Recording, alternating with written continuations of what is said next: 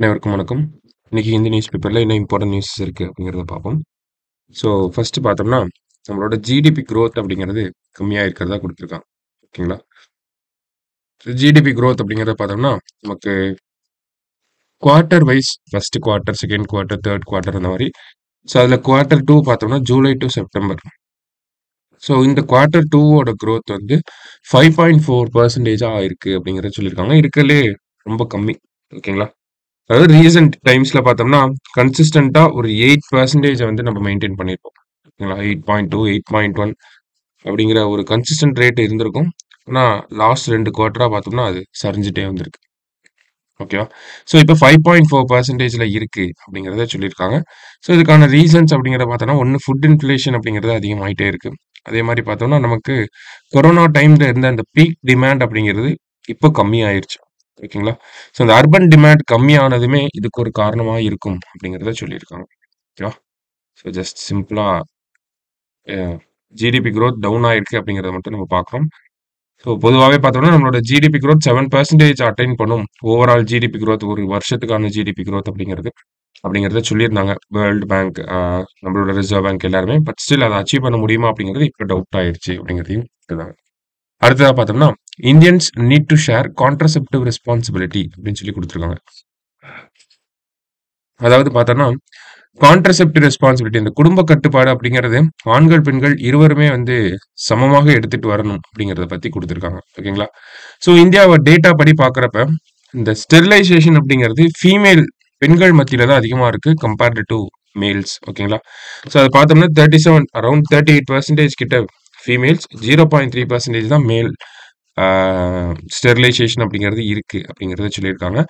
So இந்த male female sterilisation இந்த gap வந்து அட்ரஸ் பண்ணி ஆகணும் அப்படிங்கிறத பத்தி கொடுத்துருக்காங்க. அதெல்லாம் அட்ரஸ் பண்ணா மட்டும்தான் நம்மளால SDG goal number 5 gender equality அப்படிங்கிறத நம்ம அச்சீவ் பண்ண முடியும் அப்படிங்கிறத சொல்லியிருக்காங்க. ஸோ அதோட சேர்த்து நம்ம என்ன தெரிஞ்சுக்கலாம் அப்படின்னா வசக்டோமி டே அப்படின்னு சொல்லி இன்டர்நேஷனல் லெவல்ல செலிப்ரேட் பண்றாங்க. நவம்பர் 15 இந்த வருஷம் வந்துச்சு. அதாவது ஒவ்வொரு நவம்பர் மந்தோட தேர்ட் ஃப்ரைடே வந்து நமக்கு வசக்டோமி டே அப்படின்னு சொல்லி செலிப்ரேட் பண்றாங்க. சரிங்களா? ஸோ இந்த வருஷம் பார்த்தோம்னா நவம்பர் 15 தான் இந்த வசக்டோமி டே செலிப்ரேட் பண்ணியிருக்காங்க. வசக்டோமினா நமக்கு மேல்ஸ்க்கு வந்து மேல் ஸ்டெரிலைசேஷன் ப்ரொசீஜரை வசக்டோமி அப்படின்னு சொல்லுவாங்க. ஃபீமேல்ஸ் அப்படின்னா டிபக்டோமி அப்படின்னு சொல்லுவாங்க. ஓகேங்களா? ஸோ இது ரிலேட்டடா நமக்கு ஒரு சில வே ஃபார்வர்ட் அப்படிங்கிறத கொடுத்துருக்காங்க. ஓகே. ஸோ ஃபர்ஸ்ட் என்ன பண்ணணும் அப்படின்னா நமக்கு அவேர்னஸ் ப்ரோக்ராம்ஸ் அப்படிங்கிறத கொண்டு வரணும். எங்கன்னா ஸ்கூல்ஸ் அண்ட் காலேஜஸ்லயே இந்த awareness programs shared responsibility sterilization அப்படிங்கிறது ஒரு ஷேர்டு ரெஸ்பான்சிபிலிட்டி அப்படிங்கிற இந்த அவேர்னஸை வந்து ஸ்கூல் காலேஜஸ்லயே நம்ம கொண்டு வரணும் அப்படிங்கிறத சொல்லியிருக்காங்க. அடுத்ததா பார்த்தோம்னா அவேர்னஸ் கிரியேட் பண்ணும். வசக்டோமி அப்படிங்கிறது சேஃபஸ்ட் ப்ரொசீஜர், அதே மாதிரி சிம்பிளஸ்ட் ப்ரொசீஜர். ஆனா டிபக்டோமி அப்படிங்கிறது அது வந்து கொஞ்சம் காம்ப்ளிகேட்டடான ப்ரொசீஜர். அப்ப டிபக்டோமியா நம்ம பார்த்தோம் ஃபீமேல்ஸ்க்கு பண்றாங்க அப்படின்னு சொல்லி. ஸோ ஃபீமேல்ஸ்க்கு காம்ப்ளிகேட்டடான ப்ரொசீஜரை பண்றதுக்கு மேல்ஸ்க்கு ஈஸியா இருக்கக்கூடிய வசக்டோமி பண்ணிடலாம் அப்படிங்கிறத சொல்றாங்க. இதுதான் ஷேர்டு ரெஸ்பான்சிபிலிட்டி அப்படின்னு சொல்ல வராங்க. அடுத்ததா பார்த்தோம்னா நமக்கு கேஷ் இன்சென்டிவ்ஸ் அப்படிங்கறது அதிகமா கொடுக்கணும். வசக்டோமி பண்ணக்கூடியவங்களுக்கு கேஷ் இன்சென்டிவ்ஸ் அப்படிங்கறது அதிகமா கொடுத்தோம்னா மேல் பார்ட்டிசிபேஷன் அப்படிங்கிறது இன்க்ரீஸ் ஆகும். இதுக்கு மகாராஷ்டிரால எடுக்கப்பட்ட ஒரு ஸ்டடியை கோட் பண்றாங்க. அதே மாதிரி மத்திய பிரதேஷ் கவர்மெண்ட்டும் பார்த்தோம்னா 2022ல அந்த இன்சென்டிவ் வந்து 50% இன்க்ரீஸ் பண்ணி கொடுத்துருப்பாங்க. சரிங்களா? ஸோ அதனால நமக்கு பார்ட்டிசிபேஷன் ரேட் அப்படிங்கிறதும் இன்க்ரீஸ் ஆயிருக்கும்.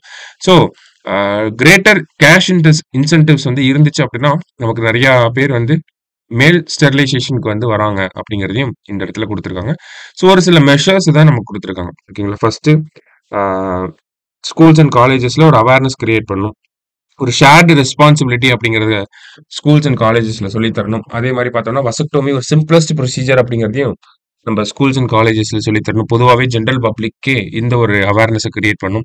அதே மாதிரி கேஷ் இன்சென்டிவ்ஸ் அப்படிங்கறத கொடுக்கணும் அப்படிங்கறதெல்லாம் சொல்லியிருக்காங்க. ஸோ இந்தியா வந்து மற்ற இன்டர்நேஷனல் கண்ட்ரிஸ் கிட்ட இருந்து நிறைய லெசன்ஸ் எடுத்துக்கலாம். எக்ஸாம்பிளுக்கு பார்த்தோம்னா சவுத் கொரியா. சவுத் கொரியால தான் வேர்ல்டு லெவல்ல பார்த்தோம்னா இந்த வசக்டோமி ப்ரொசீஜர்ஸ் அதிகமா பண்ணக்கூடிய நாடா இருக்கு. அதே மாதிரி இந்தியாவோட நெய்பரிங் கண்ட்ரியா இருக்கக்கூடிய பூட்டானுமே பார்த்தோம்னா இந்த வசக்டோமி ப்ரொசீஜரை ஆண்கள் மத்தியில ப்ரொமோட் பண்ணியிருக்காங்க. அதே மாதிரி தான் பிரேசிலும். சரிங்களா? பிரேசில்னு பார்த்தோம்னா, அவேர்னஸ் கேம்பெயின்ஸ் மூலியமா நமக்கு இந்த வசக்டோமி ப்ரொசீஜர்ஸ் அப்படிங்கிறத இன்கிரீஸ் பண்ணியிருக்காங்க. ஸோ, அப்ப அரசாங்கம் அவங்க தரப்புல இருந்து என்ன பண்ணணும்னா, நம்ம ஆல்ரெடி பார்த்த ஒரு சில விஷயங்களையும் தாண்டி, நமக்கு அந்த மெடிக்கல் ப்ரொசீஜர்ஸ் வந்து மக்கள் மத்தியில கொண்டு போய் சேர்க்கணும். வசக்டோமி கேம்ப் அப்படிங்கிறத போடணும். ஓகேங்களா?